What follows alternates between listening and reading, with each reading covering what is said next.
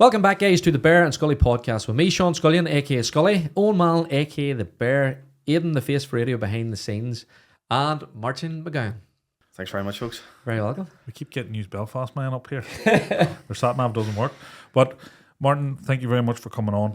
Mairtin, we have a lot of serious topics to cover and things we want to get into here. But before we get into all that there, let's get a wee bit about you and where you're from and where you grew up. Oh, well, here, thanks very much for having me on. I really appreciate it.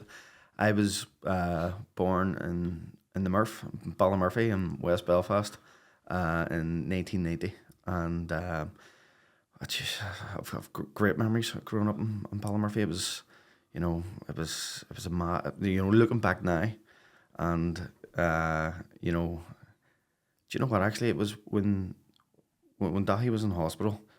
And when I was talking to nurses in London, that I realised I didn't grow up in a normal society.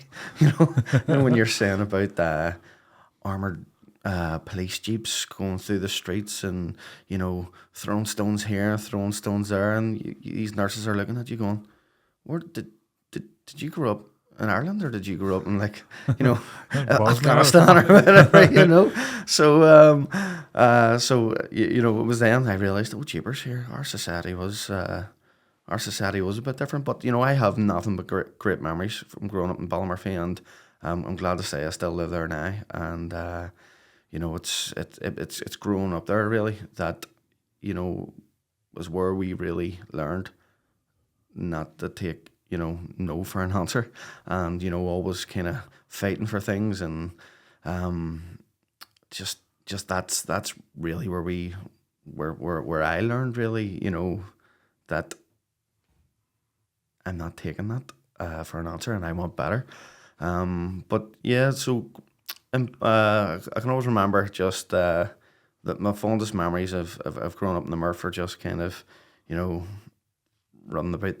running about the streets, playing hide and go seek, and rapid doors and runaways and gates, and it's just it was a great time, to be honest. And it's probably something that you don't see as much kids on the street and all now in Ballymurphy, but I'm happy to say that compared to other areas, we still have a good bit of community spirit about there. And I can remember just back growing up in the Murph, and my mummy and daddy, round about that time, in the early 90s, started an Irish school. So them and another few parents got together, started the school, and now it's still there. Bunskull and Slavagiv. It's got over 200 pupils in it. It's a unbelievable. Not only is it an unbelievable Irish medium school, it's a brilliant school. And now Dahi is in that school as well now, and the reason I'm bringing that up really is because back then my older brother, there's a year and a bit between us, he was the first, he was one of the first of like 6 students, I think it was, to go to the school. And my parents and the other parents, they were being threatened with legal action because the school wasn't official, and even back then, they were refusing to take no for an answer. They wanted us to be educated through the medium of Irish, and that they were willing to break the law to do so. And that's I'm very grateful to that, because now I'm a fluent Gaeilgeoir. My kids will be fluent Gaeilgeoirs, and it's a wee bit extra special to me because my mummy and daddy, they didn't speak any Irish, but they wanted to give us the gift of the language. So I even look back when people always ask me, where did you get your fighting spirit and all that, and I would say, I got it from my parents. I seen that at an early age where we were out protesting. At 5, 6, 7, you're out protesting for to have the right to learn through the medium of Irish. So even just growing up in that setting, it's probably what made me who I am today. Just for clarity here now, we're legal now with the 200 children. You're saying that, and it's even in Cookstown here, I've seen their school, and they're getting bigger and they're flourishing. And it's funny, you know, you're saying that now because you were at the edge of that when the movement first come about. You know, the reviving a language. Well, I think there was six pupils in my brother's class. I was the second class. I think there was 7. And now the schools in West Belfast and Ballymurphy and throughout the West, they're packed. They're all oversubscribed, and it's a good problem to have because there's so many people wanting to learn, you know, through the medium of Irish. But the space is becoming very limited now, so it is. And even in College Farcia, where the post primary school where I'm working at the minute, you know, I think there's about 1,000. There's about 1,000 kids there now, and it's, you know, it's just getting really big really quickly. It's a good problem to have, but you know, it's totally turned on its head. We grew up in a housing estate as well, Frankie, and Owen being the good grammar lad that he is. Shout out to Frankie. You know, grammar. Him and his mate also went to a grammar Sean's, school, right? And they thought it'd be a good idea to get out a bucket of paint and write Frankie up on the railings. But halfway through it, there was meant to be an NA, Cool Na Frankie. Change shift. So it was Cool Frankie, and it is still there till today. Oh, serious? So well done, Owen. With a shift change. I done the Cool, and our guys come to paint the rest of it, and they left out the NA. I'm not being held responsible. Cool Frankie. And John was like, the only 2 boys that went to grammar school out of this estate, and you couldn't between you spell Cool Frankie. But it's funny, we're saying that because, you know what, before we go on, and this is funny, this is the change in generation. We're only a couple of years older than you. Only. But I remember that, and you know what? I see children now, see the Xbox and iPad, they have a lot to answer for, because when we used to rack about and tear about, like, you were Donkey Derby, Knock Door Run, Curbsies, stuff like that there, and, you know, and there wasn't a lot of money about then, but there was a serious bit of community, and you knew everyone, and everyone's door was open, and nobody locked, and, you know, I know everyone talks about the troubles, and like I've said before, like, we did grow up in a different age. I remember being lifted out of my bed at about 4 a.m. I remember there was a bomb, and we were being lifted out. Police just coming in your house and just lifting children out of beds and saying, "Look, we got to go here." But there was good crack then. Yeah, like the memories I have of growing up there, and I know you were saying that. I remember the helicopter. Remember the helicopters just come land in the field. I might be running towards them, like they're like this isn't right. There's children running up towards this helicopter to see if we could touch the side of it, and like there's a Chinook landing in the backfield, and we're running up, and all these English getting up, going, "Fuck off, mate!" But that was a norm, but at the same time there was a community in that, and that's dying, but. It was just when you're hearing you saying that, and I know Ballymurphy of a lot of places in the history that Ballymurphy has, and the massacre, and you know, like there obviously is a very big flashpoint in that, and it ingrains in people's identity. But the one thing I want to separate from that, Irish language, and people often put it into the same category when it's not. When someone's identity or they want to speak that, I don't speak it. Yeah, I have members of my family that do. And it was a consideration when we were putting our children in school. We had considered it. The only thing for me was I can't speak Irish. And if my child's coming home for me to help with homework, I was like, oh, I'm going to be less than useless here. Yeah. So that was why that wasn't for me. But I know the amount of ones that are now going there and they're learning because their child's learning. And you know now the second generation of that, they're going to be fluent. We're going to have an our generation. So like it's taken off, but that was at the very, very start. It was. Did you say it was illegal? So how did they get it then? Did they go through the proceedings to get it legal, or? So basically, you know, you're even College Farcia, there was all the schools kind of, you know, they would have started and they wouldn't have had a official status, and then they would have fought, you know, for a number of years before getting that status, and then you know, there's a cracking story, and I'm hoping I'm getting this right, but there's a cracking story of how, you know, Bunscon actually moved to its new school, its new premises, which is, you know, probably old now, but when I was there, you know, we were at the top of a chippy, I can remember. We were at one of those old, you know, those builder porta cabinets that didn't have any windows or anything like that. And, I can always remember that door closing and then boom. And that was you in the dark, and a wee light bulb. But now, if you look at the school, it's a beautiful building. But the story of how that came about was that there would have been Irish language activists in our area who were basically wanting to make Ballymurphy a better place, and the People's Garage Gym Football beside the top of the White Rock Road.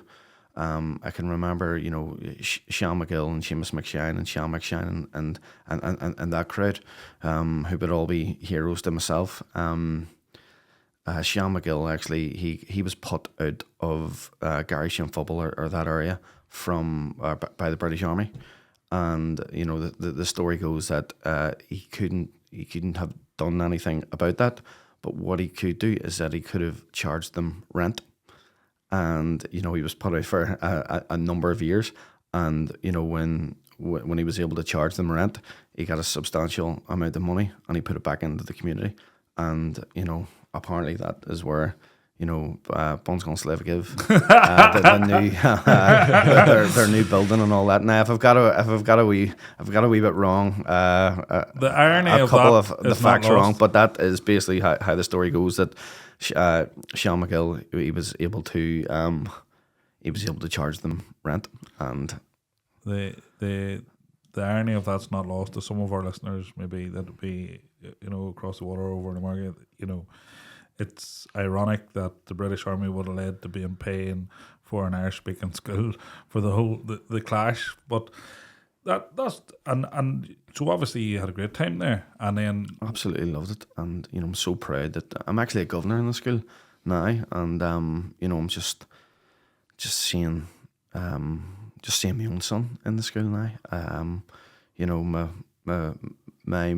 was one of them schools where the parents didn't like my ma was the dinner lady. You had other parents who were doing the yard or answering phones, or it was a real. I was going to say it was a real sense of community. The school still has that sense of community, but the thing is now, it's just moved on, and it's a top quality school with the best teachers, the best assistants, the best support staff, and my auntie's actually still there as a dinner lady now, so she is. So it's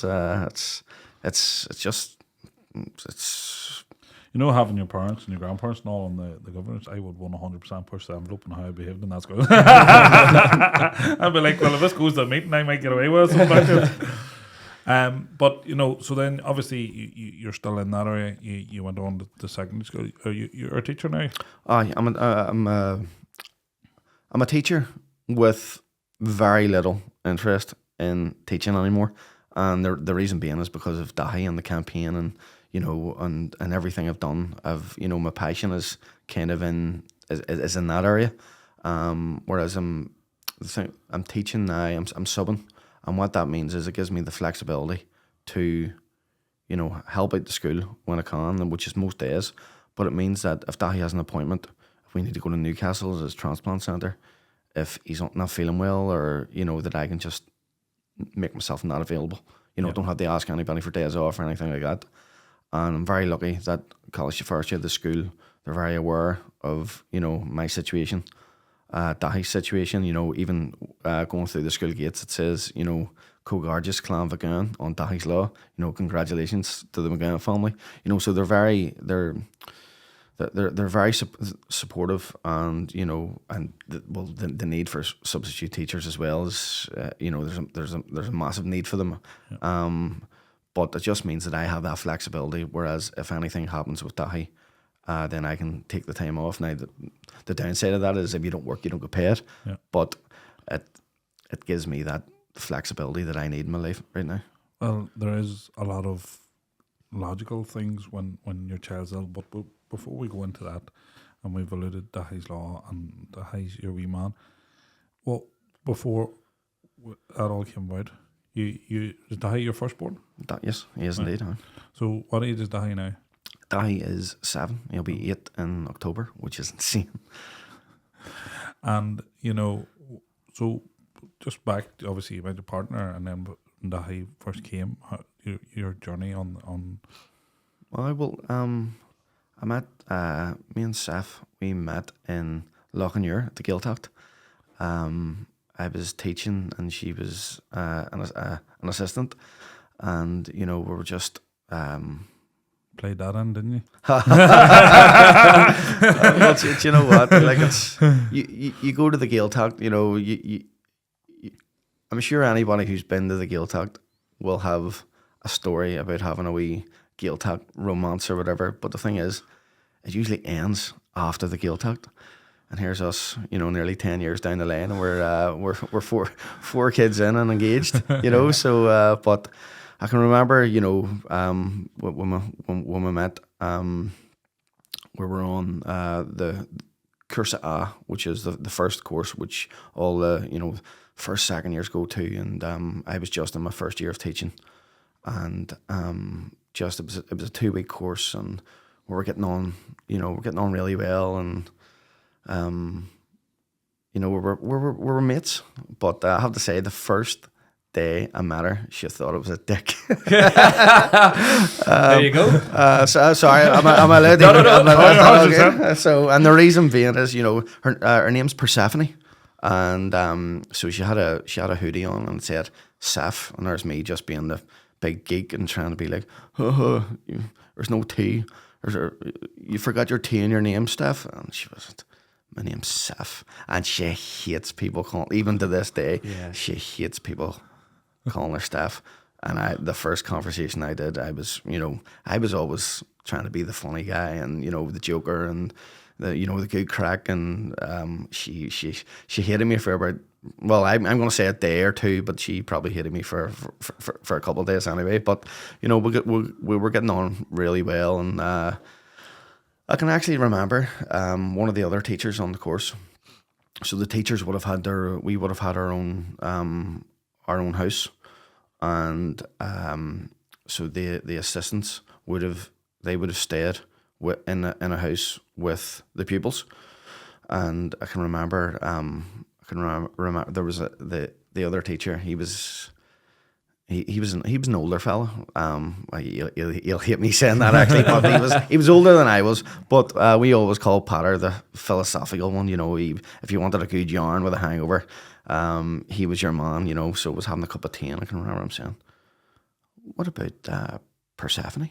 Because he called her Persephone. He loved her name, and I says, "What about her?" He says, "You are getting on really well." And I was going, "Oh, care. You know why?"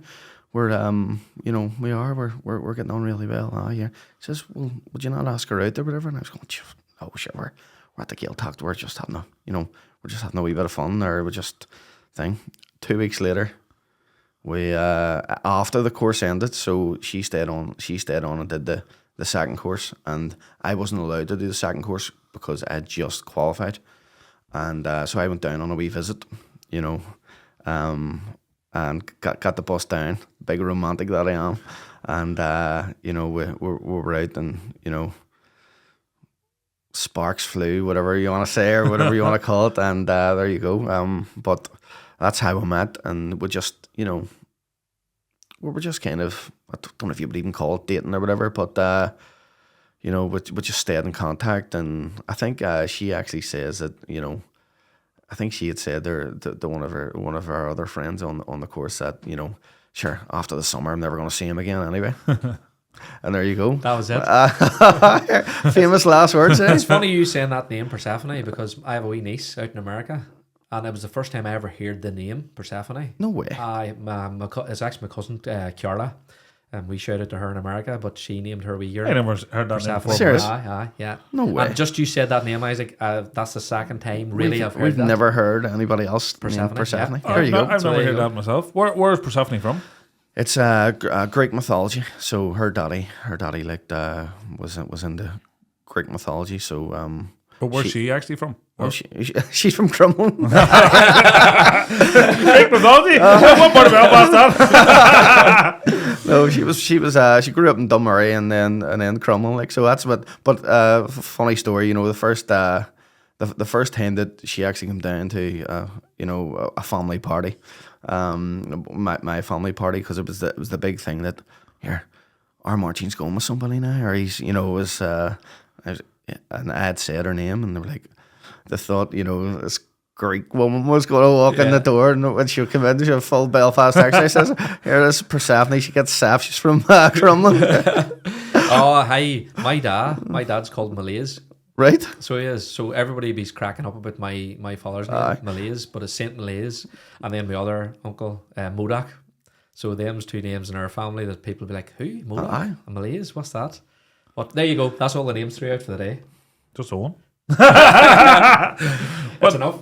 Then and then she had to go down to a family party. Hey, that's deep water there. Oh, here. No, she was, but do you know what? Now she's part of the furniture now, so, and that's just, can't believe that's approaching 10 years ago. Like, it's insane. And then a couple of years later, you found out you were pregnant? Yes, we found out, actually,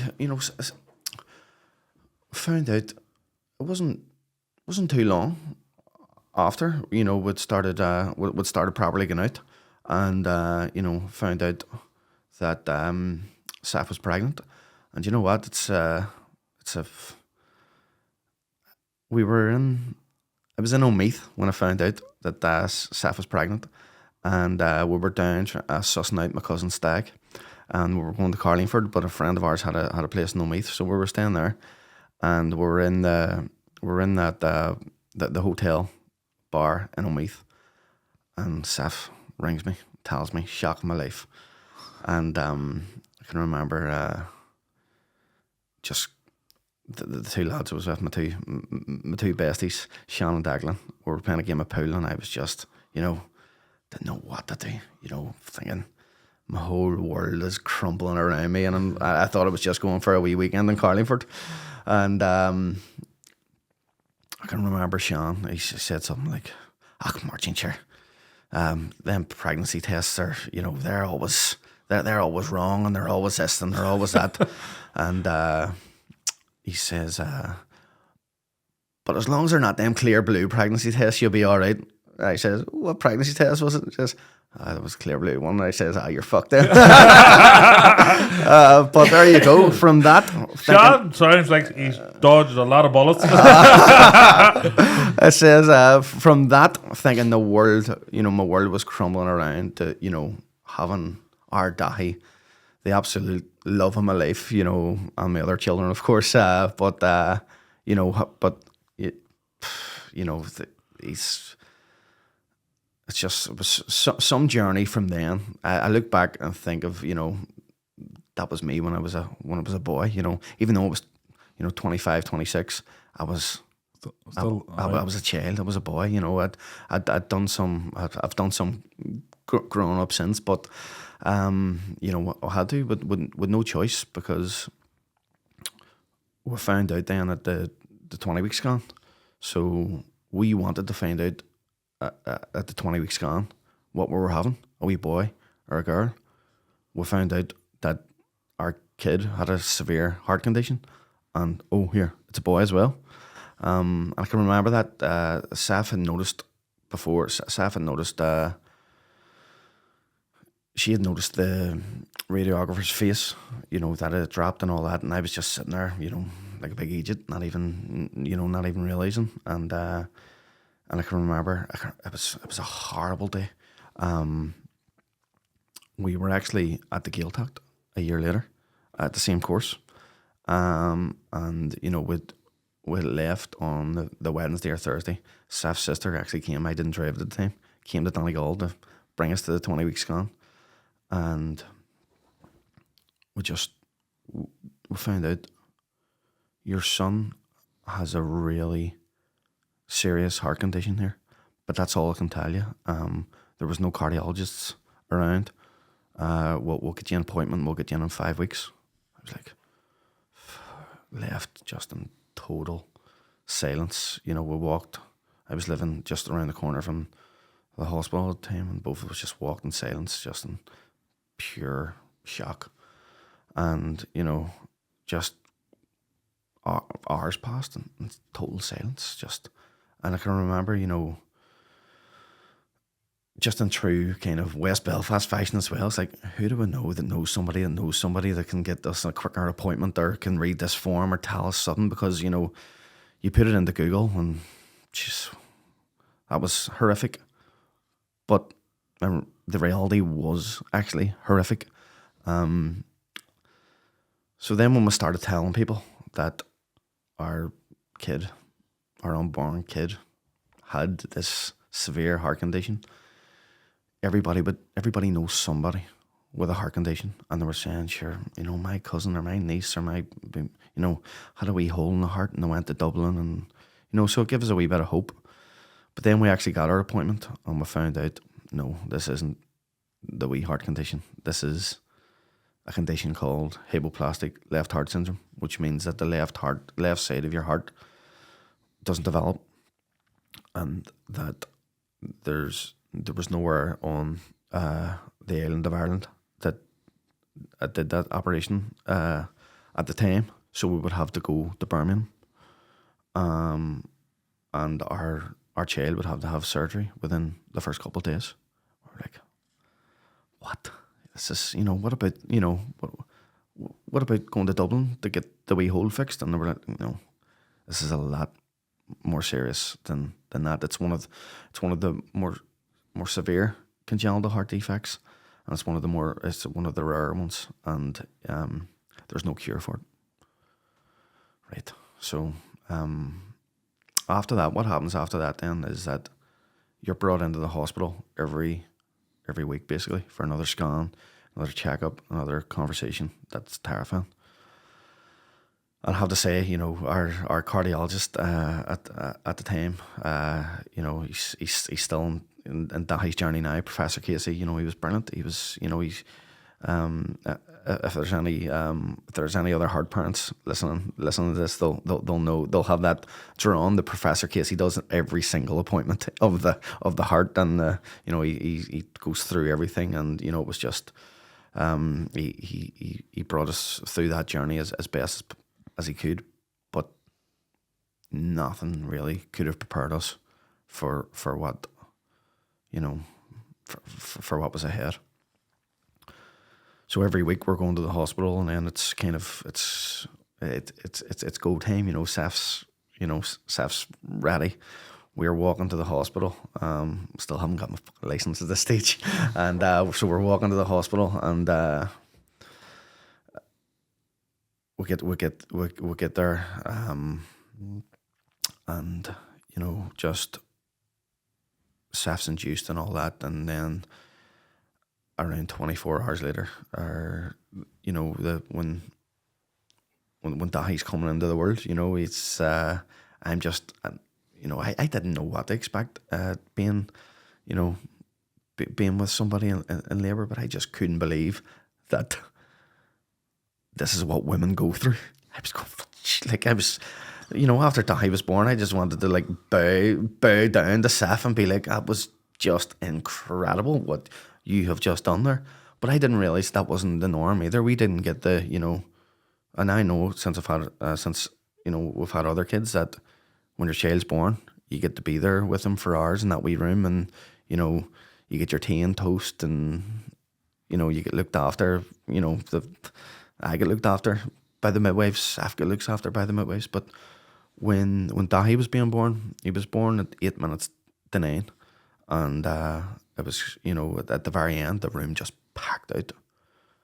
And when Dahi came, Seth got to hold him for max 10 seconds.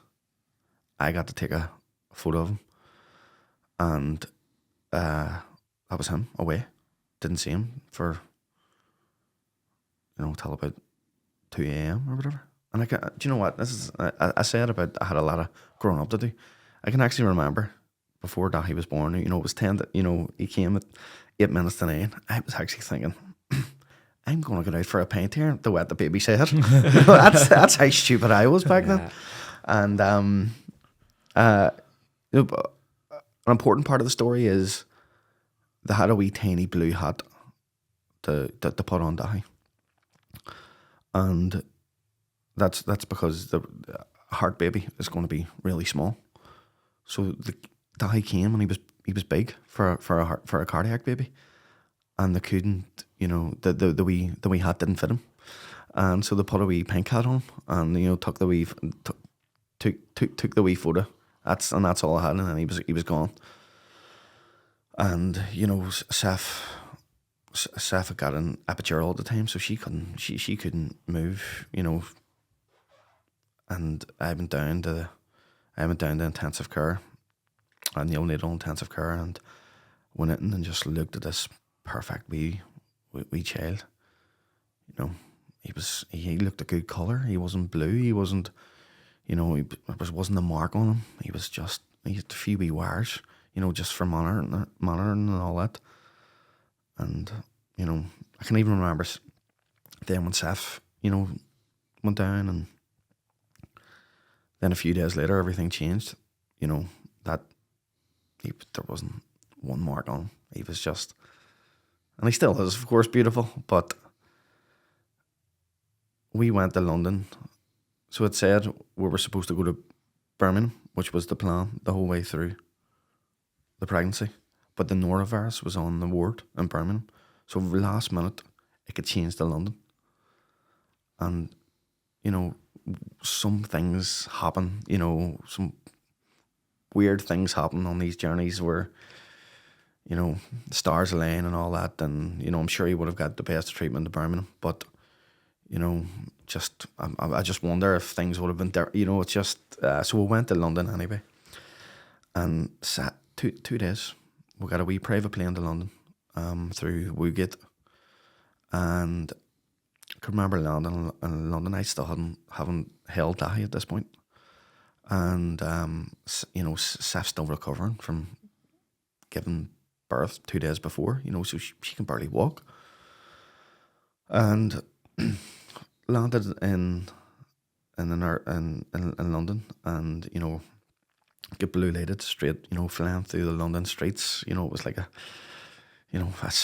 scene out of Casualty or whatever. It was just, flying through the London streets and the blue lights, and we got there, and that's the first time I held Dahi. Was the night before his surgery, and I can remember them coming the night before the surgery, and he was Dahi Malin at this point because he was infant Malin actually, and because we couldn't register him or anything like that, and I got to hold him, and we got a wee family photo. It was lovely, but again, I don't know if I was in denial at this point because he was getting in for major heart surgery the following day, 4 days old, and Seth, I wasn't allowed to sign the consent form, because it was infant Malin or Dahi Malin at this stage. So Seth had to do it, and when you sign a consent form, it's if you're going in for minor surgery, or there may be a risk of bleeding, or risk of this or risk of that, but it was just risk of death, and just saying that, and you sign the form. Seth had to sign the form. And nobody forces you to go through with these operations. There's other, there's palliative care. There's you don't have to. Basically, you take the decision. And of course, we wanted to give Dahi the best chance. So Seth signed the consent form, and so the surgeon comes in. Professor David Anderson, and he's from here.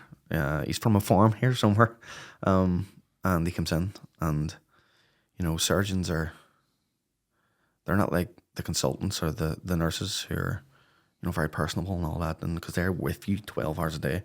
One nurse, if you're in intensive care, is with you 12 hours a day, so they're the friendly ones. They're the surgeons are they're I don't want to say surgeons aren't people.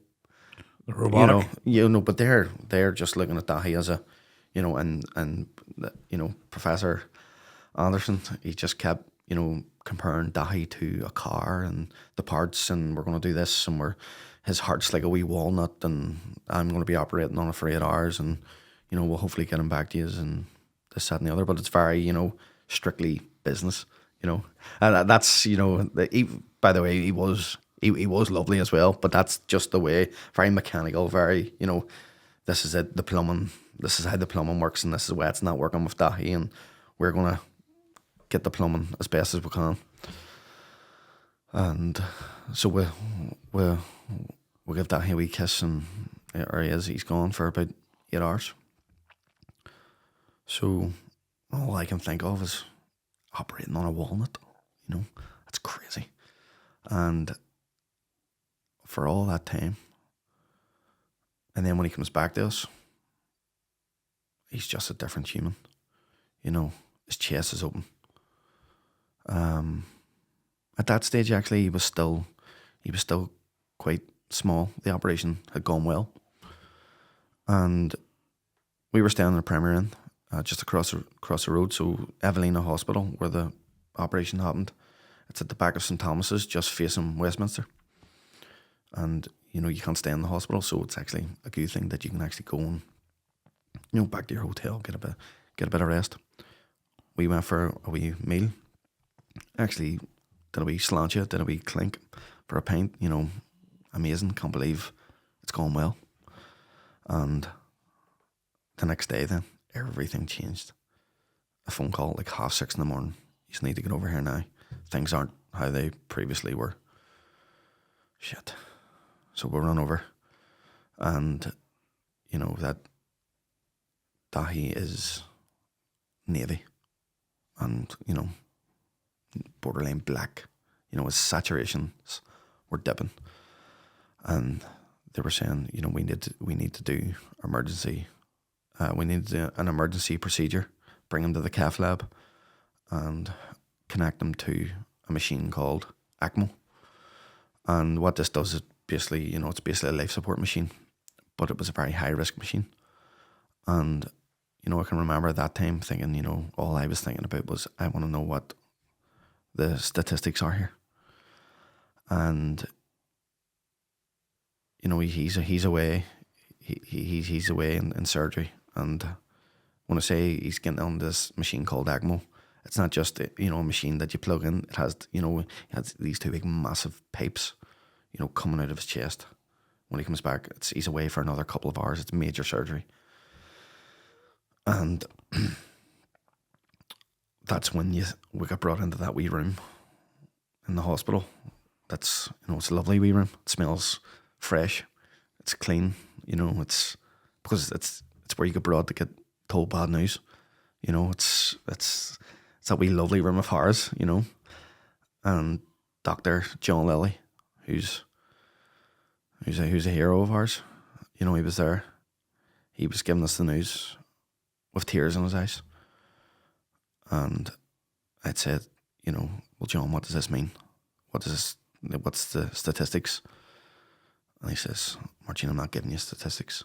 You know, it's not, you know, it's an individual fate. I should have probably listened to him, but I didn't, you know, I pushed him. I says, I need to know the statistics. What's his chance? He says, do me a favour, go out and read the cards on the, you know, on the wall out there of the kids who were on ECMO. I was like, what's the statistic? He says, under 10%. I went, Jesus, under 10%. That wee kid who had not a mark on him. And now, when Dahi then came back from getting hooked onto this ECMO machine, he was a different person. He was, you know, he was having problems then with his kidneys, you know, the fluid. He was huge, and his chest was laying open, and with like a white sheet over it, and you could just see the heart beating under it, and the two tubes coming out. And now his care has changed now, so he has the ECMO team on. So this means more nurses. It's a wee cubicle, not about the size of this room. It's packed with people, packed with this big machine, and you can see the clots gathering in the machine, and they can't really do anything about it. It's high risk, but it's the only thing keeping him alive. So we ask, how long can he stay on this machine? 5 days. Right, oh Jesus. So every single day you're just sitting here in this wee cubicle or in this, you know, in your wee bed space. He's getting bigger. Something's happening. His kidney, his PD catheter dialysis isn't working properly, or he's not shifting enough, or, you know, and the next thing, you know, we find out he's had a stroke. He's got, you know, he's got the thing called NAC as well, where they're thinking when they might need to cut away part of his, you know, part of his stomach and all that, you know, and he's, every single day there was something else. And I was like, this is insane. No, what about this wee baby that was in, you know, in NICU? There was no mark on him. And then it was just horrendous. And the only way I can describe it really is looking back is it was like a film where you see the walls coming in, and the walls were coming in, and you know I hadn't cried in front of the staff at this stage, and I couldn't deal with it anymore. I was like, the walls were closing, and I can remember just sprinting out of intensive care in London and just running down outside Evelina and just breaking. But I still wouldn't do it in front of her. And I can remember then on day 6 of him being on ECMO, he was only allowed to be on it for 5 days, and we're on day 6. Nothing's working. Every time they're weaning the machine, his numbers are dropping. And this is Halloween 2016. Professor Anderson comes back. He's the man. You know, at this stage, you're in this room, and it's packed with people, packed with consultants, packed with nurses, packed with the ECMO nurses as well, and they're all arguing. They don't have time to be worried about our feelings because they're like losing Dahi right in front, like it's happening right in front of us.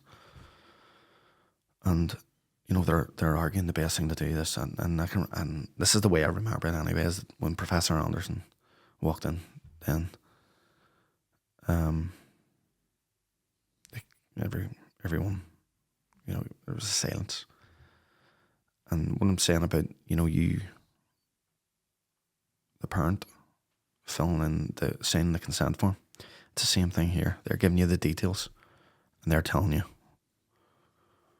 you know, what do you want us to do? And the option at that stage, at 10 days old, Professor Anderson said to us, he's very comfortable. He's not in any pain.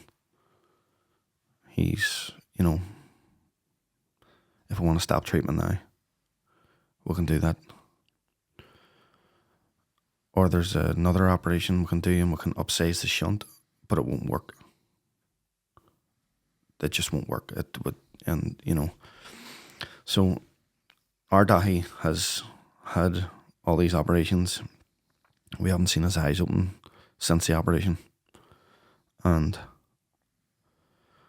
when Professor Anderson then says to us, what do you want to do? It's time to do a stop treatment and let him pass away peacefully. Or do we do the operation that I think it's not going to work? And our Dahi opened his eyes and looked at Professor Anderson. He fucking looked at him. He looked at him. And he turned to us and says, your boy wants to live. You know, it was just a wee heart, wasn't, you know, it just wasn't playing ball. And he said to us, even though that's happened, he's opened his eyes, it doesn't increase his chances. I still don't think it's going to work. But there's faith in your boy. He wants to live. And that made the decision for us. If that hadn't have happened, I don't know what our decision would have been. But it was that miracle moment that he opened his eyes and looked at him. And remember I said this room's packed. Could have looked at anyone. He looked straight at him. So we left. Seth signed the consent form again, and we left. And it wasn't until a few weeks down the line, or I think, that we were both leaving that hospital planning his funeral. And when Dahi had the operation the first time at 4 days old, 6 days before, we were occupying ourselves in London. You know, went to the aquarium and just walked about, trying to get the hours in. We went straight to the hotel, planted ourselves on the bed. Hocus Pocus was on. ITV2. I just exhausted, just fell asleep watching Hocus Pocus. Going, what? This is insane. And the following morning then, I just heard Seth screaming, he's off ECMO. Oh, he's off ECMO? What? I jumped up. We rushed over again. He was, they'd done the operation, but the shunt was still too big. And the way that it was described again was that, if you can imagine Dahi being like an old car, and we can't get the parts for him, and we're going to try and chug him along until he can get the second operation. But they didn't expect him to make it. And that, so then, you know, Dahi was 46 days in intensive care in London, which is a long time to be in intensive care, you know. I can remember, you know, we were at the cardiac part of intensive care, and they were doing that operation on other kids, and I could see the other kids coming and going after 2 days, 3 days up to the ward. First couple, you're really happy for the parents, but then you start to get these dark thoughts going, why is it them and not me? By me, I mean us as the family. You're going, no, jeez, you know. But that's how you're thinking. You're going, why are them kids getting to go to the ward? You know, first couple of days is, you know, you're talking to the parents and you're delighted for them going. Then 10 days in, you're going, all right, good luck and all. See, you know. And 20 days in, you're going, when's it going to be Dahi's turn? Is he ever going to get out of here?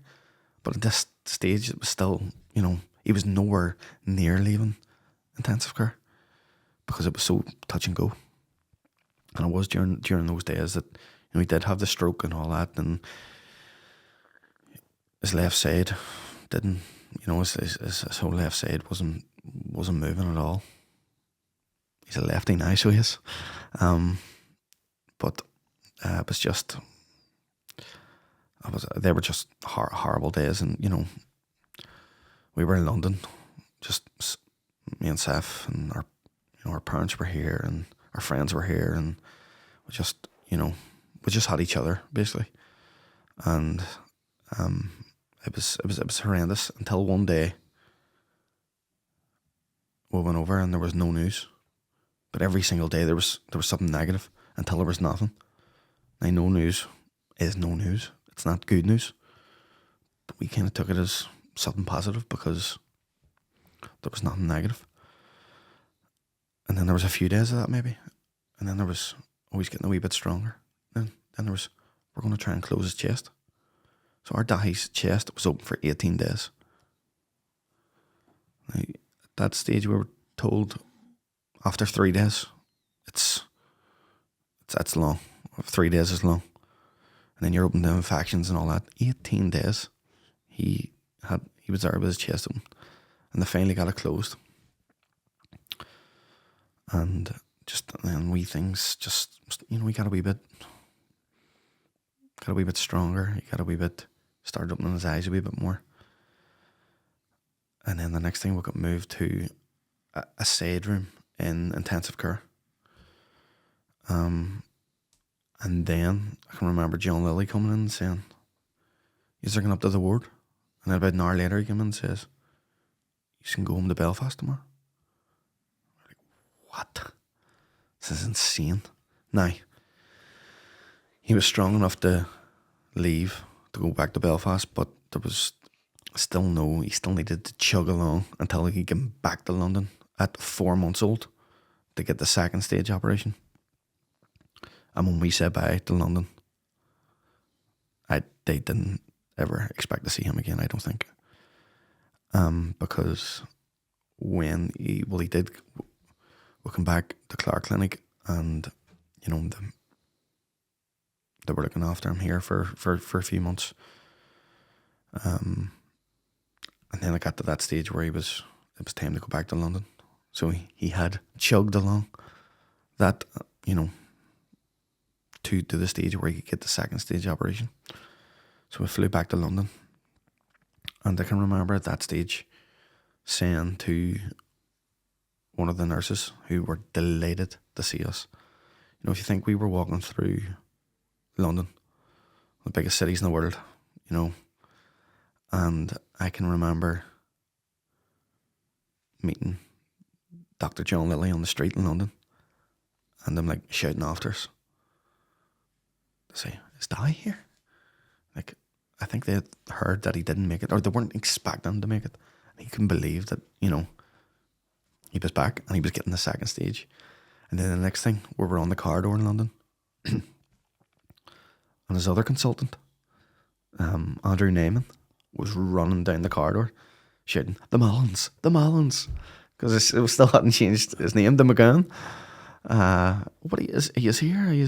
So I don't think they expected to ever see Dahi again.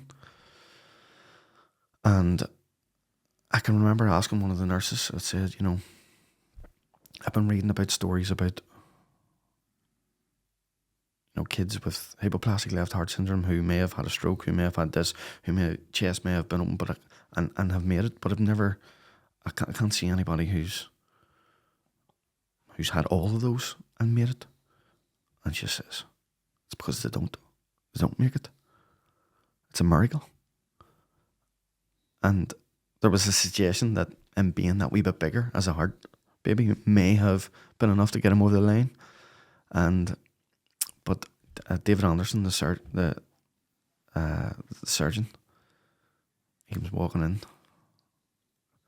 and he has a wee look at Dahi. He says, "I'm going to look after your boy tomorrow." I was like, from your boy wants to live to I'm going to look after him tomorrow. He does the surgery, and we hear that Dahi's out of surgery. And me, like the big child that I am, I couldn't, Seth was getting her coat off and I was like running on in, you had to wash your hands and all. I just, I think I quickly washed my hands, but while Seth was putting her coat on the thing, I ran on in, and they were taking his tube out, and he was Navy again. And I was like, no. But apparently that was the norm then. They were just, and bringing him around. And then the next thing, he went from a Navy to a pink that he hadn't been before. And his hands were warm. I was like, wow, my goodness, this is insane. And, David Anderson came back, just took one look at Dahi and says, your boy's doing well. And he walked off into the, down the corridor or whatever. And I'm telling you, it was like a scene out of a superhero movie where the light hits him and, he's just walking, slowly. And that's the way we looked at him. He's just, our superhero, our hero, Dahi's hero. And it's just incredibly grateful, and, that you're hearing something positive, because a week later we were 7 days later, we were flying home. There was none of this 46 days again. And then 2 weeks later, we were home for the first time, which was absolutely just incredible. It was terrifying as well, because you get used to every beep, you get used to every number on the screen, you depend on it, you depend on the nurses. Next thing, you have to look after your own child. It was quite scary at the start, but when I can remember when we were allowed to leave, just walked straight to Ballymurphy, even though I didn't even live there at that point. You know, I was still living around the corner from the hospital. I was just like, let's bring Dahi back to the Murph. You know, it was incredible. Just you know, when people had heard the story, so people were, you know, they were even at that stage, you know, especially in West Belfast, you know, it's a small place, everybody knows everybody, and you know, just people beeping at you and like, you know, and shouting and running over, and because it was so touch and go, and you know, to a certain extent it still is, but you know, the rest of that year was such a beautiful, boring year with not very much drama. He got to celebrate his first birthday and all outside of, you know, we had a wee party and all for him. And then that's what brings us, you know, that load of months there until about the day after St. Stephen's Day, Boxing Day of 2017. Dahi had the flu. And the flu for somebody like Dahi, you know, the flu's bad for anyone, but for somebody like Dahi, it can be, you know, at that stage anyway, you know, it could have been fatal. So we brought him to hospital, and that is, you know, that was the start of us finding out that he's going to need a transplant. And how we found that out was, he was in hospital for about a month with the flu, and Dr. Sands, his cardiologist in Belfast wanted London to have a wee look to see where we're at, and he had a leaky valve on top of his condition. So we went to, they sent us to London in January 2018, and my granny actually died the week before we were going, and I missed my granny's funeral, and like, we're a very close family. That was horrible, you know, missing my granny's funeral, but the whole family understood, of course, and we went to London again, and so Dahi had to get another operation. He had to go to the cath lab where they go up, you know, through his groin, and they just get a better look at his heart, really. And again, you're saying that I think that was the first time that I was actually able to say it, because he was now Dáithí Mac Gabhann at this stage, and you know, we were there for a week, and it was a horrible week, because you know, I just wanted to be with, you know, my family. You know, my daddy had just lost his mum. You know, my brothers and cousins but lost their granny, who was, you know, a massive part of the family. And, you know, just felt really alone in London, even though I had Seth with me. But it took them a week, you know, to find out what they needed to find out. And again, we got brought into the wee room, and it was about 9 o'clock at night, and they told us Dahi can't get the third stage operation. So when I say there's no cure for Dahi's condition, it's usually managed with 3-stage operations. So he had stage 1 and 2, and he couldn't get the third stage. And that was us again, our world crumbling around us. And that's when they mentioned transplant for the first time. But they couldn't do it in London.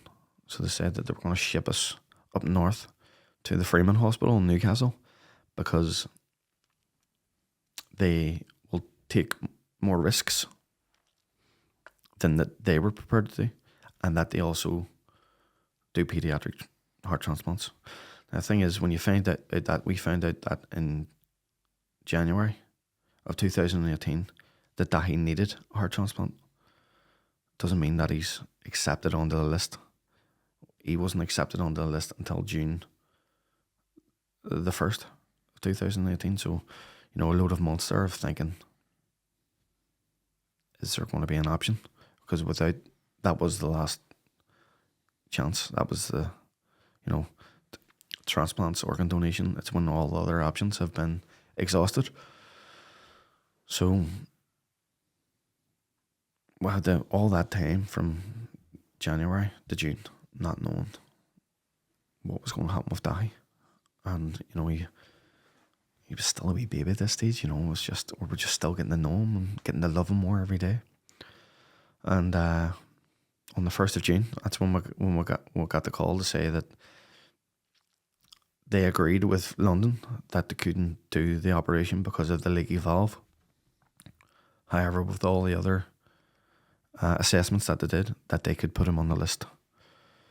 And I can remember just, I'd actually missed the call from the transplant coordinator to give me the news. And I'd rang back at like 5 to 5 on a Friday. And I got the receptionist or the secretary, of Dahi's transplant consultant. And she said, there's been a decision on Dahi, but the transplant coordinator will be in touch on Monday, to discuss this with you. I went, don't leave me over the weekend here, please. Can you read out and she started reading. And jeepers, when she had been accepted, I was gurning my lamps out and cheering, and she was still the other side of the phone. I'm pretty sure there was a few tears on the other side of the phone as well. It was just such a relief, and the relief was that a wee bit of hope came back into our lives. And I found this out when I was in work. I went straight home to Seth and, told her, and she was the same, just a wee bit of hope. That was coming up 6 years on the 1st of June. He's been on the list ever since, bar being suspended last year for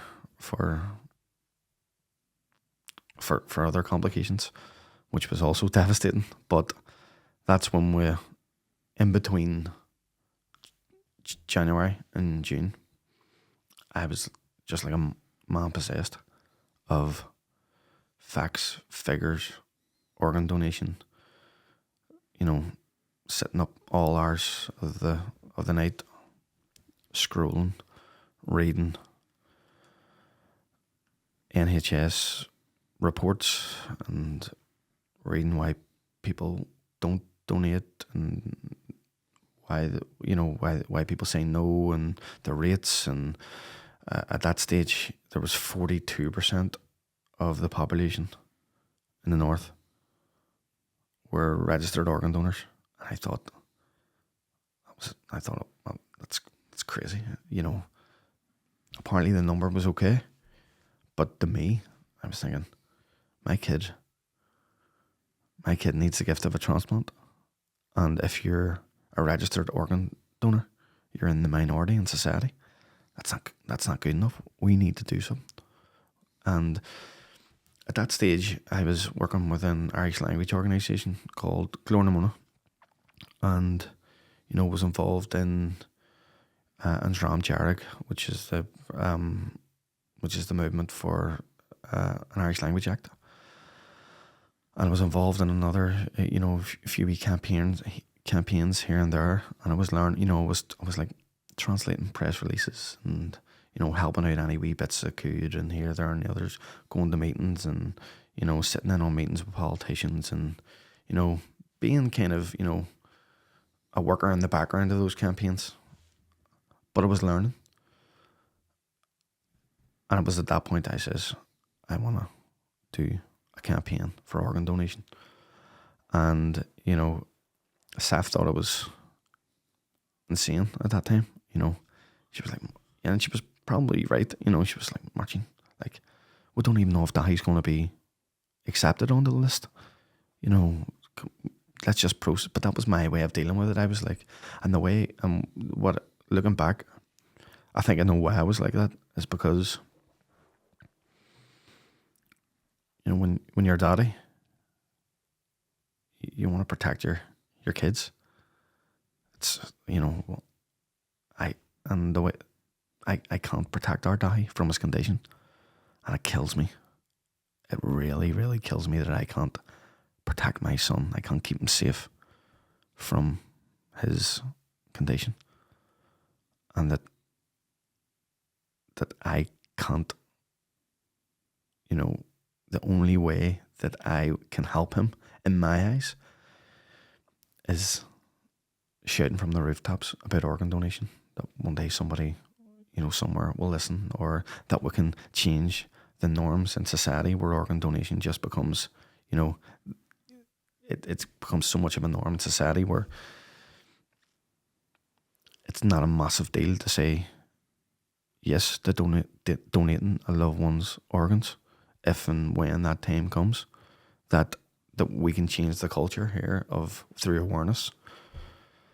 So that is how I thought I could not protect him, because I can't, help him get the gift of a heart transplant, so he'll be here for longer. So that's why I just, you know, I dropped everything then. Even, you know, that I couldn't focus on the job that I was doing. I couldn't, you know, even day to day, I was just totally obsessed with organ donation and, you know, how I can improve the people joining the register. And through that, well, what we only really wanted to start was something local in West Belfast. And then boom, as soon as we started, people wanted to hear the story. And then through time, I got a lot more confident, you know, developed, you know, my campaign skills, communication skills, marketing skills, all this, and, you know, bringing it all into one, and, you know, having what turned into a massive Donate for Dahi campaign where people were, you know, wanting to support. And the thing is that the word donate was there, so people would naturally ask, how much do you need? I was like, I don't need your money, I need your support. I need your platform, I need your voice. I need you to spread awareness. I need you to tell people Dahi's story. And sometimes it was so easy that I think it can be taken for granted that, you know, people already know about organ donation. They don't. That, you know, and that's why, you know, it was of the utmost importance to us that people were talking about this. And, you know, just doing that and just gaining the confidence, we then decided to have a go at the law change again. Now, before any of the other regions in the UK changed the law, Wales was the first. But we were almost the first. And that it fell through at the committee stage of Stormont, and it didn't go through. And for a number of different reasons. So then when we tried to, you know, restart that again, and you were going to politicians, they were like, or we were going to the Department of Health, like, oh no, we tried that before, it didn't end well. This, that, the other, for various reasons. So at the start, when we were trying to get, you know, that campaign going again for the law change, door after door was being closed in our faces. No, we'll stick to the awareness, raising awareness of organ donation. That's the best.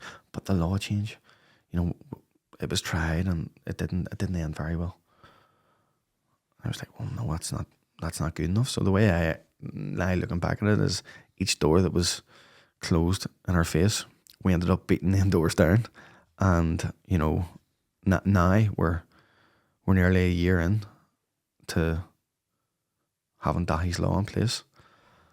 And, you know, as far as I'm aware, it's a life-saving law. It makes small changes, but the changes that it does make is, you know, could be massive to people in our situation, and it changes the conversation when organ donation can happen. So organ donation can only happen in about 1% of all deaths. That's such a small number. And what happens with Dahi's law is that if somebody passes away in the circumstances where organ donation can take place and they haven't recorded a decision, before Dahi's law, it would have been, the family would have been approached by a specialist team to say, Mairtin hasn't recorded a decision about organ donation, although he's passed away in circumstances where organ donation can take place. Will you donate loved one's organs? And that's such a difficult situation when a tragedy has occurred. It's a lot of responsibility because that person hasn't recorded a decision. And the person then, the loved one making that decision on their behalf, can be terrified of making the wrong decision, is most certainly heartbroken at losing the loved one and maybe not in their right mind or right way of thinking. Sorry, excuse me. What Dahi's law does then is it changes the conversation ever so slightly to your loved one hasn't recorded a decision and has passed away in circumstances where organ donation can take place. With Dahi's law, or with the new system in place, we would consider them to be supportive of organ donation if they haven't recorded a decision. Is that something that you support? So the family still have the final say, and will always have the final say, because organ donation will always be a gift. But that's how it just changes. So it's that wee shift in conversation where it's presumed that the person supports organ donation if they haven't recorded a decision. But we're still encouraging people to join the organ donor register every single day, because we've now got the benefit of having the organ donor register and Dahi's law in place. So we're always encouraging people to take the 2 minutes and to join the organ donor register to avoid those conversations if and when. But we also look at Dahi's law as a bit of a safety net, just in case. The question on this, because I wasn't sure of this here, and I actually have that, the card for your wallet. I actually think I have it in my wallet. I have one here too. Oh, it's an office. We pink. Yeah. Yeah. I actually do have it, because this is what I was actually going to ask you. I was like, is this something that you still need to be carrying? I took that out this morning. 100%. Yeah. So I was like, so I would always say to people, join the organ donor register. Keep your card, but more importantly as well, have the conversation. Have the conversation with your loved ones, because it's your loved ones who will make the final decision for you, and your loved one can override your decision. So you have to make it very clear. Your wishes. Share your wishes with your loved ones, because it does happen where loved ones do go against the deceased's wishes. It's harder if you've openly expressed and had a clear communication with your partner. And it's been round podcasts, and me and my wife did discuss this, but the law is for over 18. Yes. Isn't that right? So it's over 18s, and then there's an excluded group of maybe people who can't make decisions for themselves, and children, and there's a list of people who are excluded. Because on another podcast with Julian, we had a discussion, and we were discussing he had a wee child, and the Highest law didn't apply to that. And this is something. Then I went home to have a conversation with my wife about our 2 boys. We have a 2-year-old and a 4-year-old, and nobody, I don't know, ever's human nature. We like to put our head in the sand and this will never happen to us.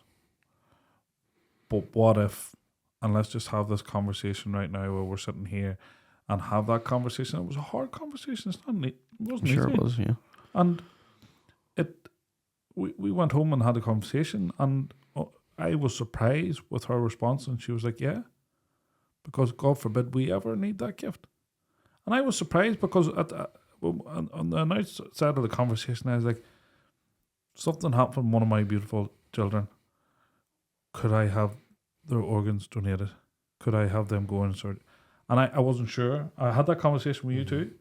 And it was and I was surprised when I went home and had it, and she goes, you imagine we're on the other side of that, which you are. And I was like, fair enough. And it's a conversation that nobody wants to have. And I'm sure if you weren't in your position, would you have had the conversation? We don't know. Yeah, well, it's one of the, we've been challenged on it before, and if you're asking a lot for people to have that conversation, and maybe for the whole family to join the register. And my response to that was, it's the only thing we can ask. It's the only thing is for now. We're not, the last thing we want is to put horrible images in people's minds, and we don't want to have parents thinking the unthinkable about their children. Oh, the way we're trying to frame it is, are you okay with organ donation? Are you a supporter of organ donation? And if so, would you consider joining as a family? And the response we've had has been incredible. The amount of parents that have sent us photos of their kids proudly holding their organ donor card that you showed me there, and just I can remember a friend of ours, come to us and saying that his daughter had said to him, his daughter was probably the age Dahi is now, and she had said to him, Daddy, if anything ever happened to me, could I give Dahi my heart? I was just blown away by that. Just kids, and even, we go into schools, we talk to kids, youth clubs, and I am very confident in I think it's a lot of times adults that are the problem. Yep. Kids, see, when we're talking to kids about Dahi and about what he needs, and just yep, also yep, oh, and they ask questions, and they're but they're okay, No, I I think we turn that side of us off as we get older. Yeah. Children talk and deal with their emotion better than we do. We teach children to stop crying when they should be. But is it any different? You're asking people nobody has a problem with someone saying, oh, you need to go and make a will. Yeah. So if you logically think that something might happen to you, I need to sort out my possessions, why wouldn't people logically think, if something happens to me, what happens with my body? Yeah. And, but there's no problem a solicitor advertising will writing services. Your mortgage company, some of them require it. You're asking people to have a conversation of the same way, and I'm glad we spoke to Julian that brought up Dahi's, and Sean was like, we need to get marching on. I'm glad we had that conversation, because I now know. Yeah. My wife now knows, and we've had that conversation. But I think even on Dahi's law, I think a lot of people, like myself included before that, would have been Dahi's law, that's everybody on the organ donation. Yeah. But that's not the truth. No. That's not the fact of it all. The fact of it is that the way it's been questioned at the time of somebody that's deceased, that's what's changed. But people need to still be on the organ donation list. Oh, I would be encouraging everyone to join the organ donor register, and it's one of those ones, when if somebody stops you in Sainsbury's or in Asda and asks you to fill in a form and tells you it's going to take 5 minutes, and you're still there 20 minutes later, this isn't the case. It takes 2 minutes, and it does. You're filling in a couple of details, and then that's you. You've made a decision that could potentially save 9 lives. I think I done mine online and then just sent it out to me. Done the same, that's it. It's you can get it put on your driving license. Aye. So I got a thing that ticked and it goes on the back of your driving. Isn't that right? Aye. So and this is the thing. None of us ever want this. It's the same thing with all these amazing services. We never want this, but this is something that you hope you never. But you hope everyone dials in and like it's such.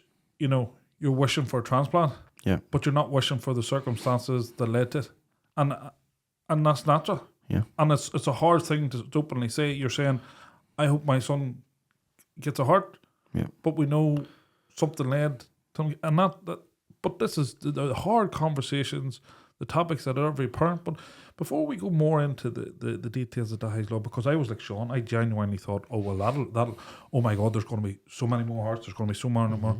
When the reality of that is that's only a step on a wider awareness, but what a step, that's going to create so much more. But when I'm going to take you back to London, and you're having to have the conversation, a specialist of that magnitude comes to you and says, what do you want to do here? What was the how was Seth? What was the conversation here? Because like, and I know I'm asking, like, how does anyone make anything, but what was the conversation with you at this point? Like, you know, I'm sure at some point along the road, but you're glad now you're not, you have your boy, but I'm sure at some part of you, when you're seeing them poking and prodding and nobody's giving you any hope or any light, like, it had to be a serious conversation to say, do we stop doing this? Totally. And that's why I'm so grateful that Dahi opened his eyes when he did. Because the right thing probably to do then was to, you know, I know, and to let, you know, what, you know, but the wee fight, there is no right or wrong. This is the thing, they will give you the details, but when the option is let him pass away peacefully or another 8-hour surgery, that's probably not going to work. Because at that point I was thinking to myself, I might have went the R road. I probably would have. I just and at that moment he opened his eyes and I looked at him. No. And your boy wants to live. Made the decision. So the conversation between me and Seth, there was none of that. It was, he said, do what you can, and it was something like do what you. That's the decision made. But if he didn't open his eyes,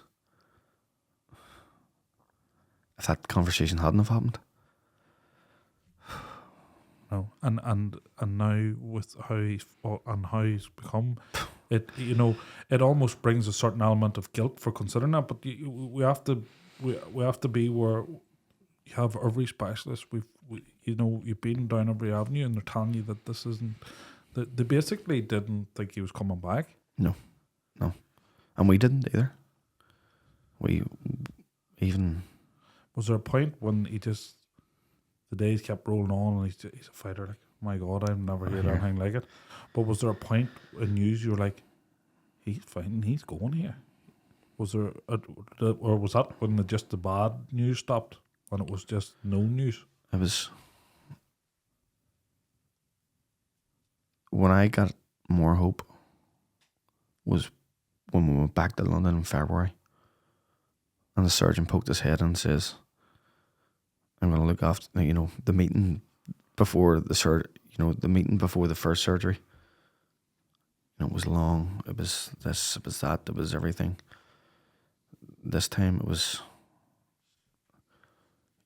I'm going to look after your boy. You know, it was something like, it was always your boy as well. You know, it was, and then that's the first time I actually thought, well, here, I'm actually hopeful here. And a few hours after that surgery, there's a video of me leaning over Dahi and like sticking my tongue out or whatever, or, you know, blowing like wee bubbles at him or whatever. And he tries to jab me. And, you know, and in the video he's hooked up to all these wires and there's a wee thing over his chest, and, you know, and he's trying to jab me. and he wasn't that old at that. He was only a couple of months. So the fight, he is the reason. He is what gives us our strength, our fight. Because if he can get on with life the way he does, then, at least we can try. And the thing is with Dahi,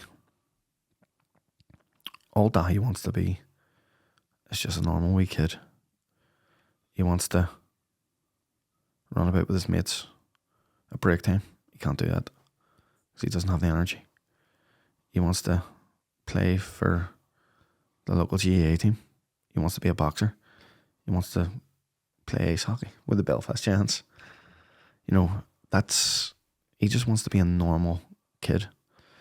And I can remember when we came in one day and I was like, right, Daddy, I can't keep up with my friends, but I can hand pass better than them.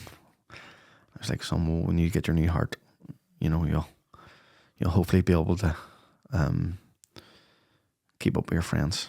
Because that's what everything that we're hoping for is that a new heart will not only give Dahi more time with us, but it'll drastically improve his day-to-day life and his quality of life. Now, our Dahi has couldn't imagine life without Dahi. But he deserves better. He deserves just to be like any other kid his age. He deserves just to run about and have fun. And, I even find myself getting frustrated with him. When he is doing his wee boxing entrance and throws a wee 1-2, but then he wants to throw another couple of 1-2s, and then I see his wee lips going blue and his oxygen levels falling, and, to the untrained eye, you wouldn't notice anything. And this is the thing with heart conditions as well, is that you can't really see them unless you know what you're looking for. Our Dahi just looks like any other 7-year-old boy. But I know when his oxygen levels are going low, and I know when they're going dangerously low. And sometimes I panic then, or maybe get frustrated with him. And he's looking at me going, I'm just trying to have fun. And then, you feel guilty, but all I want to do is protect him. And that's brutal, when but he asked me, could he go to GA training a couple of months ago because his mates were going. And I just had to say, no, son, we can't, sorry. And he broke his heart, which broke my heart, broke his mummy's heart. But it's just, so we're hoping that if and when he does get that gift of a new heart, that, it would improve his, quality of life, where he can run about and chase his friends in the yard, and that he could just, I have to say though, like his wee friend group in school and his classmates, they're a beautiful wee group, and they all look after him, and he's the centre of attention, and he's the good crack in the class, and he's the joker, and he's well liked and all that, and but he just wants to be out, run about with him, and just fitting in. But that's the thing, you as a father watching Dahi, you just want him to have the same experience as all the other kids, and me as being a father, that's the things that I take for granted, and I do, like my young cub running down the pad and back up again, where you say if he was to do that, you would notice the blue lips and whatever else it is. And my wee girl, she is 7 years of age, the same age as Dahi. So the wee things that she's doing, and we don't give it a second thought. Even going swimming, gymnastics, football, whatever it is, yesterday out on the bikes, that to me is just the day-to-day stuff that we do. Yeah. But for Dahi, that them things aren't possible. No, they're not. And, we'll try and let him have fun, and, kick the ball here and there, and he's waiting on me coming home now to take him on the pads. But he just loves being the mischievous wee boy and everything. But I would then need to put him straight on the oxygen and hope that he doesn't throw up. And our Dahi throws up 2, 3, 4 times a day sometimes, because it's the first thing his wee body does when he struggles, just empties. And just seeing him struggle, seeing him, it gives you that panic, and then you do get frustrated. And then, what are you angry at? I'm not angry at my son for coughing and throwing up and going, blue and navy. I'm fucking angry at the world. I'm angry at why. It's not fair on Dahi. So I'm angry at, I'm just angry that he isn't getting what he deserves. But what he said, and this is what he said this time last year, around about, the time of the law came in, and he was talking about it, and he just said it, Daddy. It is what it is. You're a legend, son. Mm-hmm. It is what it is. The lessons we can learn from them is unbelievable. I learn every day from them. The thing I would say is, the ones that have to struggle have the biggest zest, the biggest drive, the biggest life. So trying to contain that, every parent would understand your frustration. To be angry, I think I would just be angry and horrible. It would consume me, because I'd be so angry. But when you have a wee boy like that, so positive, so bright, and so smart, like they're teaching you, like, it is what it is. He's not the same, and he has that, and he's on the list, so we can't do the same physically. But seeing him understand that when we can't, seeing him, he wants that zest, he wants to do that. You want that for him. You're just trying to protect him. But what's the practicalities now then with the transplant at the minute? So the thing is, with Dahi and he's waiting 6 years on the 1st of June. He's probably one of the longest waiting kids in the UK waiting times, I would say. The thing is, you have no place on the list. It all comes down to, well, there's a couple of, first, second, third, maybe your health is number one, the health of the person. If the second is time on the list, it never goes down to that second one, because there aren't enough pediatric hearts available for transplant. That it always basically comes down to the health of the person. So if somebody tomorrow, if a child in Dahi's weight category goes onto the heart transplant waiting list tomorrow, and they're worse off than Dahi, the chances are that they'll be above him in the list. So it's kind of like a double-edged sword, where Dahi will need to decline in health. Now, he's on the routine waiting list for the gift of a heart transplant, but there's a routine list and there's an urgent list. And the routine list is when you're able to be, you need a new heart, but you're fit enough to be at home. The urgent list is that you might have kids that are living in hospital for a year while waiting, because they aren't healthy enough, they aren't stable enough to go home, or they're hooked up to machines, or they're hooked up to medication. So the chances of getting a heart transplant on the routine list, although it does happen, it's very slim. And then even when you're on the urgent list, sometimes that call doesn't come.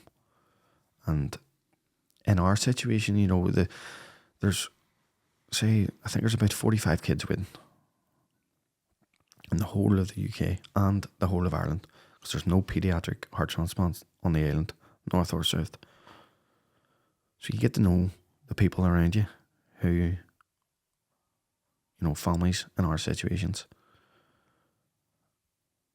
And to be honest, we've probably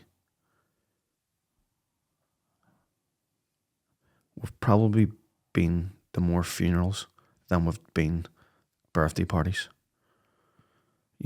We have seen families who have come really close to lose their beautiful children And then when it does happen, the whole community feels it.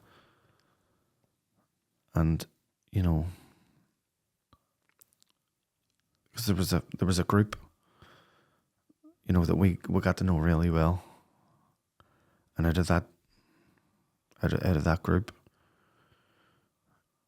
you know, 3 or 4 of them haven't made it. 2 may have got the gift of life. And then Dahi's still waiting. We're very grateful. He's still waiting, but you know, these are kids who, you know, we've on this journey. Like I've, you know, got to know children and held them and, you know, hugged them and then a few months later they're gone. And then you kind of go, you know, and the thing is these and then, you know, and then you keep in contact with these parents because they become your friends. They become your support network. And I can actually remember just over a year ago when, you know, that I attended the wake of a young boy and got to know the family really well.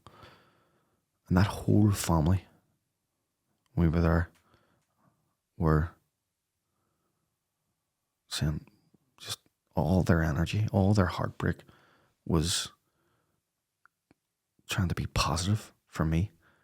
I was like, this family are absolutely broken. And they're just wishing Dahi and me and my family all the best. And, you know, hoping that we're not ever in their situation. And I left that thinking just the incredible strength of that family, the whole family, you know, the mummy, daddy, grandparents, uncles and aunties and everyone. Just, and I was like the solidarity of like, you know, I was there to support them, but when I was there, I was like, they're actually supporting me while they're going through this heartache. I just couldn't believe the strength, but that is the strength that a journey like this gives the parents. And it's the first time I've ever actually mentioned that, and it's just, you know, something that I'm really grateful for, but it's just so heartbreaking. It's nearly the heartbreaking reality of the serious of the situation. But I don't know why, just with Dahi and his drive and spirit and all the things that's always want to get him, I just see him going on and my will and the wish in the world and everyone's.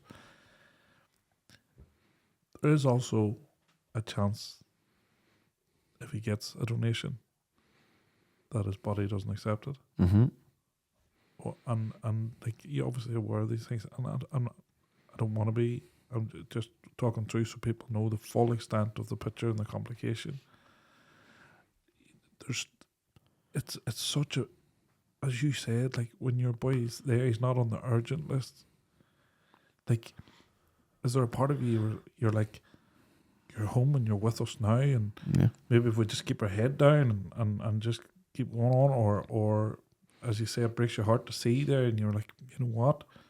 But knowing that if the call comes, you're wanting it, but you're petrified of it. It's terrifying. It's a terrifying call because he's, you know, he's stable now. He's, you know, he's, yeah. You know, then I hand him over to that. It's terrifying. You know, if and when that call ever comes, I'll be so grateful for it, of course. But I will be terrified, and I know Saf will be too. Because that's, you know, it'll be the call that you've been waiting for. You're praying and that you're praying and hoping for. However, what you said there, you know, there's still a lot that has to happen for it to be a success. And we've also seen other families that would know, that have received the call and they didn't make it.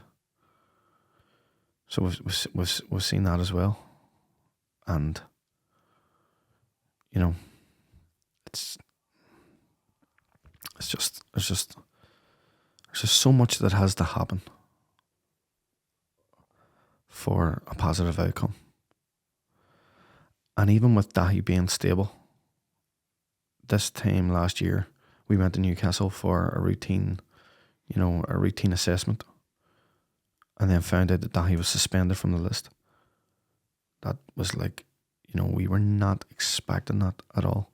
So he looked stable, but inside he had these things called collaterals growing, which are vessels. When you have a poor heart like Dahi's, the heart tries to create ways to, get more oxygen in the body, but Dahi's, with all the surgeries that he has a specific system. And those collaterals were, they were making him blue. If you actually look back at the photos of him in Stormont and in Westminster last year, he's a lot bluer than he is now. So we get this call to say, from the transplant coordinator, to say, we've had to suspend Dahi.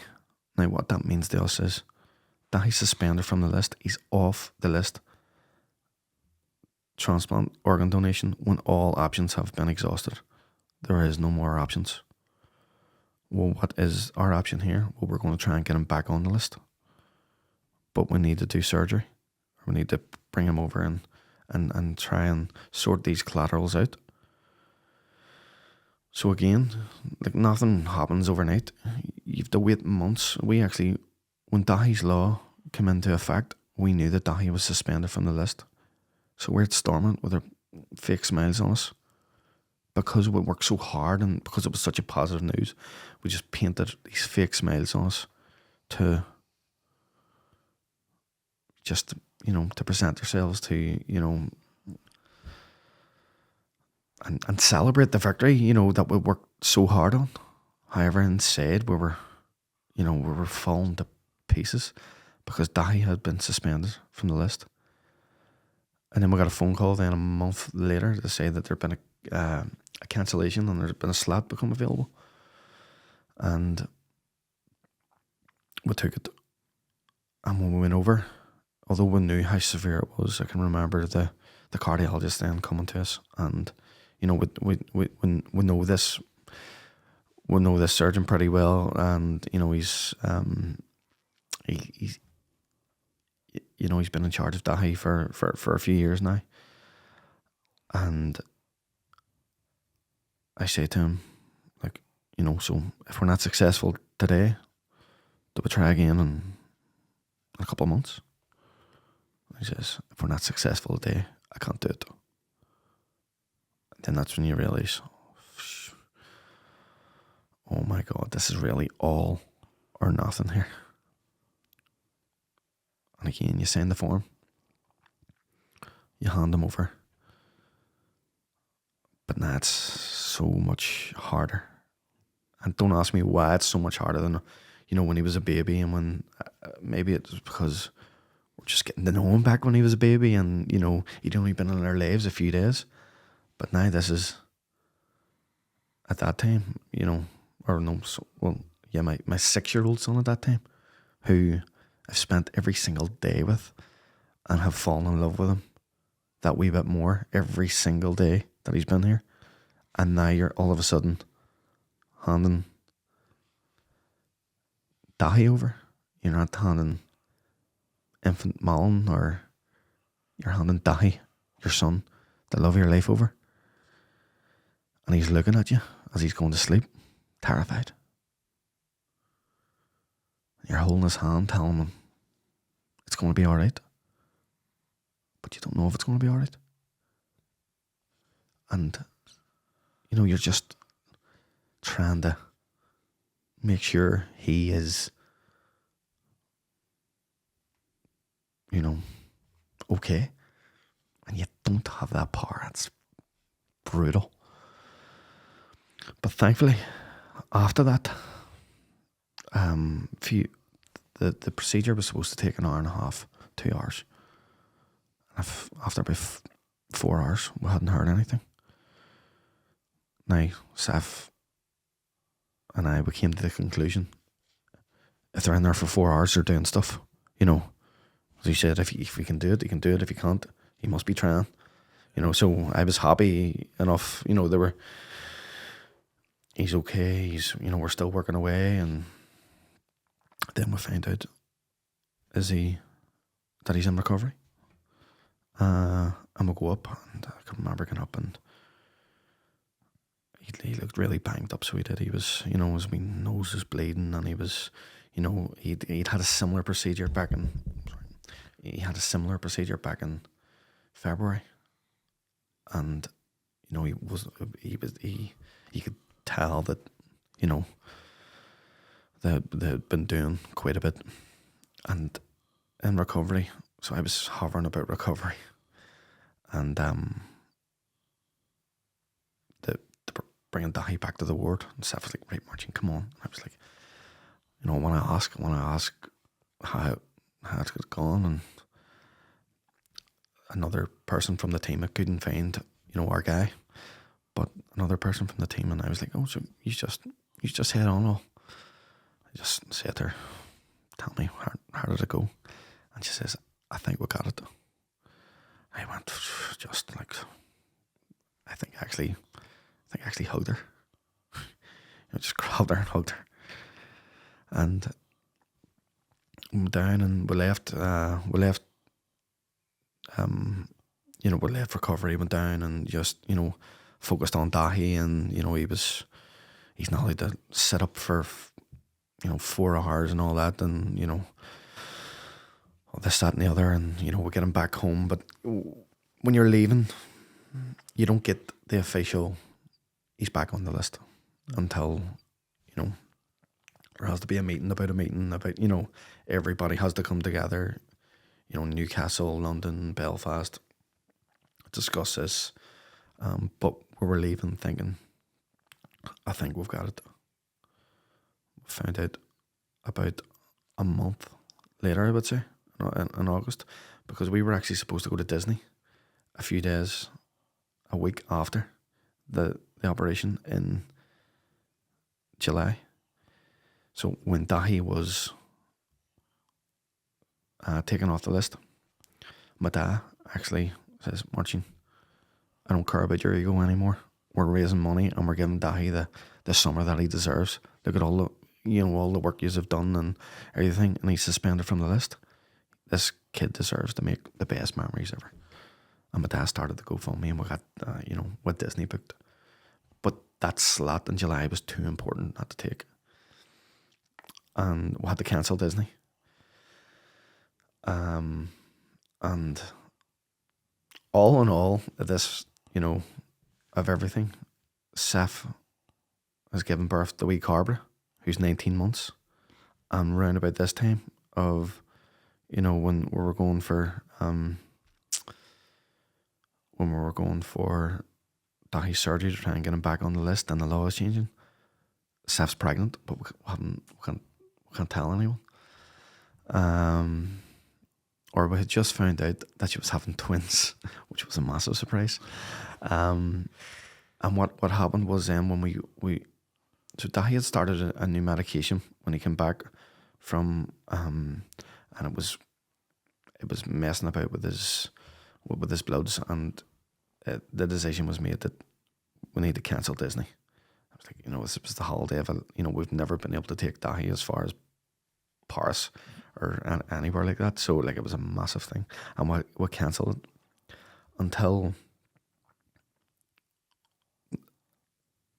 so we postponed it for about 2 or 3 weeks. And I can remember on the Wednesday then, we were going to Disney on a Thursday, and on a Wednesday we had an appointment with, Seth had an appointment at maternity. It was the 20-week scan, and the 20-week scan is when we go in and get the wee form, you know, that you get Dahi's conditions on that. So like it does bring back something. I can remember sitting there on the Wednesday. We hadn't been cleared to go to Disney the next day. So this is, the bags were packed, but we didn't know if we were going. And the phone goes while we're in maternity, and I look, and I didn't recognise the number, but I went into WhatsApp to look at the photo. And I said, Seth, this is the transplant coordinator. This is Alison. And I was like, just go. You need to go and ring. You need to. So I take the call, and she says, Martin, it's my day off today, but I know how much this means to you, and I just want to let you know that I've reinstated Dahi back on the list. He's officially back on the list. Now, the maternity in Belfast has this big long corridor. I was running up the corridor with the phone, like, doing the Alan Shearer, yeah. And again, she was on the other end of the phone, but I could sense that she did really want to tell me after breaking the news and all that, and I was just running up and down the corridor, and I think people were looking at me going like, his missus must have had a baby or whatever, but it was so anyway. I go back into maternity, and I go, right, no, trying to compose myself and all that. So, Seth, he's back on the list. Says, Martin, I fucking know, and everybody else knows, because I've seen you and heard you running up and down that corridor like an absolute maniac. And so that we found out, and then we went in to find out that we're having 2 boys, and that their hearts looked good. And as we were leaving maternity, we got a message to say, bloods are good, enjoy Disney. And it was just like the Wednesday of, so all... It all fell in. We found out with 2 healthy hearts and two more boys joined the family. Dahi was back on the list, and we were going on the holiday of our dreams the next day. It was just... it was just those days like that are, and then what followed a few days in Paris was just magical, and just makes me act that wee bit more grateful for, the journey is, it is such a roller coaster, and it is a bit of a cliche, like, but it's so up and down and around. So when you get to make those precious memories, it is just so special. And making memories is so important to us. It's why, like this affects, a journey like this affects your personal and professional life. Like when I look at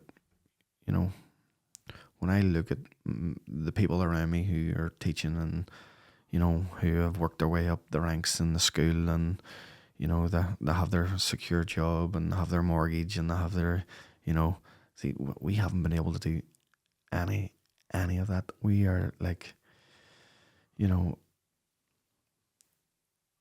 everything has been put on pause. Now, nobody has asked us to put anything on pause or anything, or everybody's different and everybody reacts to this type of journey differently, but like, I wouldn't swap any of that security or anything to making those precious memories with our Dahi and Carbra and now Portig and Daglin. It's just it gives you a different outlook on life now. I hope, that when the time comes and life does settle down, hopefully, and, Dahi has a new heart, and people don't know him anymore, because he's just that normal kid, that all that will come. But now, like, we live in the moment or try to live in the moment, every single day. And, sometimes Seth needs to remind me. Sometimes I need to remind her, but I wouldn't.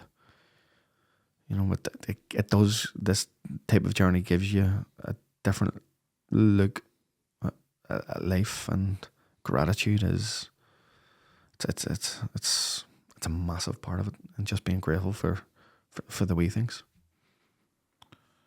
Martin, it's unreal. And you know what? You've taught me a lot. Listening to this and the story, it just makes me want to go home and hug my boys. And some of the times I complain about things, I'm like, you ain't got nothing to complain about. You have something to fucking be. And it gives you perception. As you say, people getting busy, getting mortgages and all. What's the important things in life? Exactly. What truly, at the end of the day, is important? You know, I said this one time before. If you're very lucky in life, you'll dream of a lot of things. You dream of nice houses, you dream of cars, you dream of holiday. When you get bad blows, you only dream of one thing: it's the health. That's it. And that is, I want to thank you, because I want to thank you for the raw honesty, because I know there's things sometimes, there's conversations and that raw honesty that you've given, but Dahi just, he's a fighter, and he's going to go on and do that, and I don't think he's going to fade away and never be known. I think he'll always be known, but for different reasons. When he gets his heart, when he's fit and healthy to do things, he'll go on and be that character on his own and do his things on his own. But I want to thank you, because it definitely, the conversation around Dahi's law we've had before, and Sean was like, we need to get this man on and raise awareness in this, and I want to thank you, because it's made me think of a lot of things and reflect and be very grateful. So I want to thank you. But something before we'll just get right up. Obviously you talked about being over in London and you were staying in hotels and whatever else, but what we haven't talked about here is the hospice. Yeah. The hospice at the minute. You know, they're getting money pulled left, right and centre, and I know that you availed of that there. So could you talk about that? Oh, well, when we found out the news about the hospice, we were devastated, because the hospice have become a part of our family, our extended family. Dahi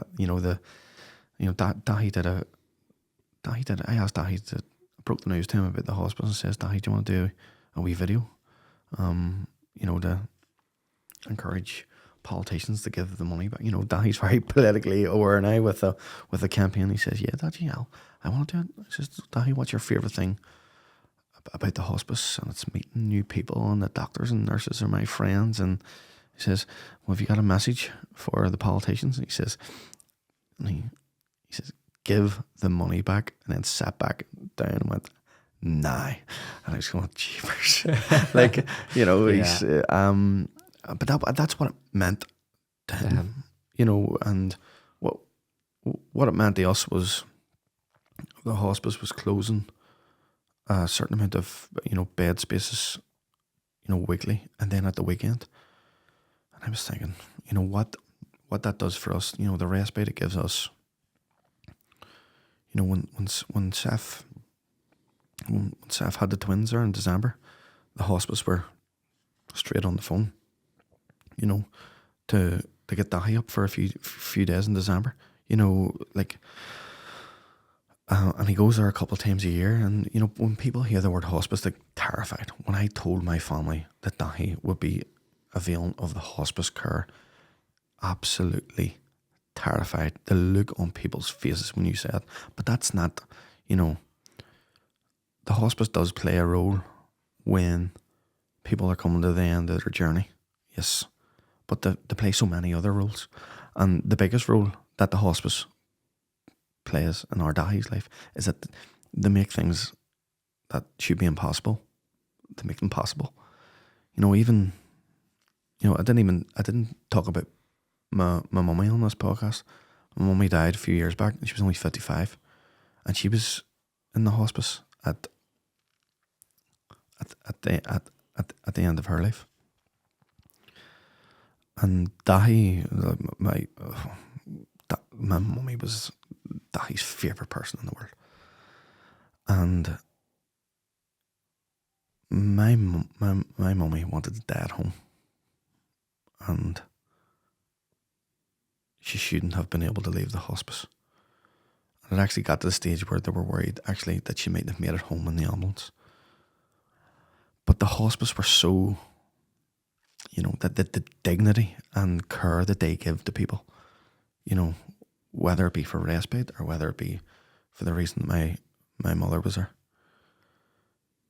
You know, they not only did they honour her wishes, but they fought to make it happen.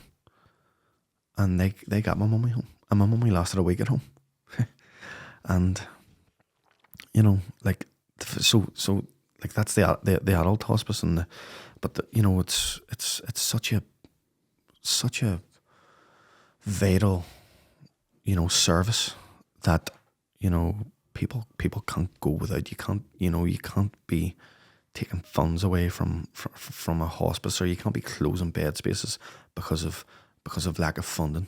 It just doesn't sit well with us at all. And I have to say that, you know, when we were campaigning for the return of the money, and, you know, nobody asked us to do it. You know, we weren't doing it on behalf of the hospice. We were doing it on behalf of Dahi, because we know how, you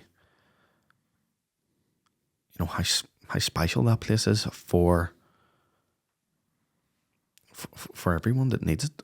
You know, like before Christmas, when people may have seen Dahi meeting the Liverpool team, meeting Jurgen Klopp and Mo Salah and Virgil van Dijk and all, you know, that was made possible through the hospice. You know, that was done through, you know, it was done through an anonymous person, but through the hospice, you know. And even Dahi going to Lapland, you know, in a whole. Now that we were part of the hospice team through the Lapland Trust, but you've got like 100 kids who have all these different illnesses that shouldn't probably even be on a plane, including Dahi. But you've this plane load of people going to the North Pole to see Santa. That is a miracle, and that is done through services like the hospice and the Lapland Trust and all that. But for to be chipping away at their funding, and for them to be, you know, closing services because of lack of funding is just horrible. And that's why we were so passionate about it, is because you know,